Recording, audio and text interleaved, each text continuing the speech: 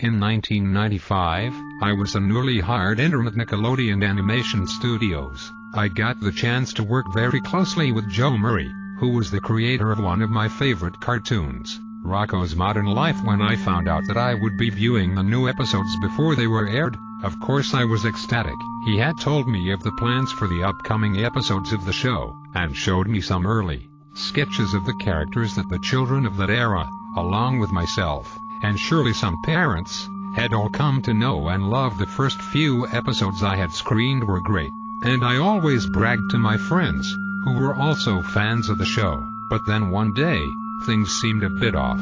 Joe looked exhausted and hurriedly handed me the tape before going home. Claiming to feel sick, I shrugged it off and put the tape into the VCR, wondering what shenanigans Rocko and his friends would get into this time. But when the title card came up, I was shocked to say the least.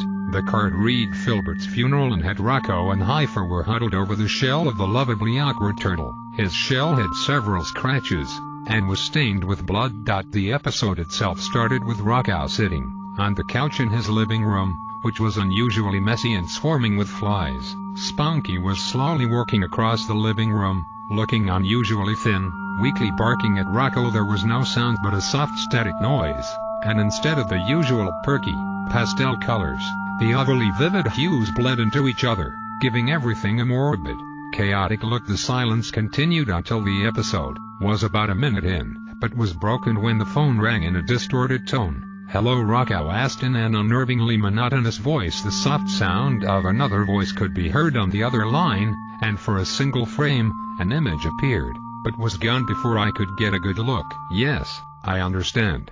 Tuesday at 3, right?" he said in the same tone before hanging up. The camera zoomed in to show his face in disturbing detail, and he silently mouthed the word Filbert before starting to cry. The image flashed again, and my already heavy heart skipped a beat when I saw what it was.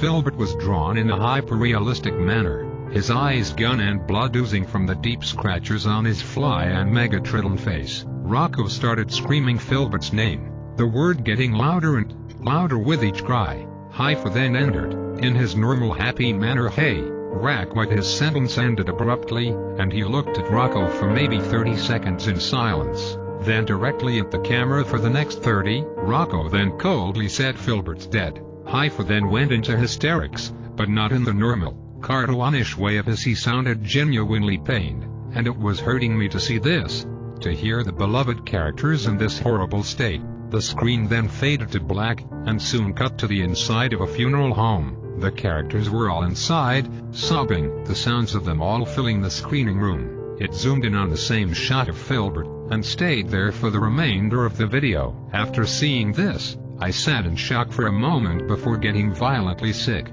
This episode was fortunately never aired, but it still haunts my dreams to this day.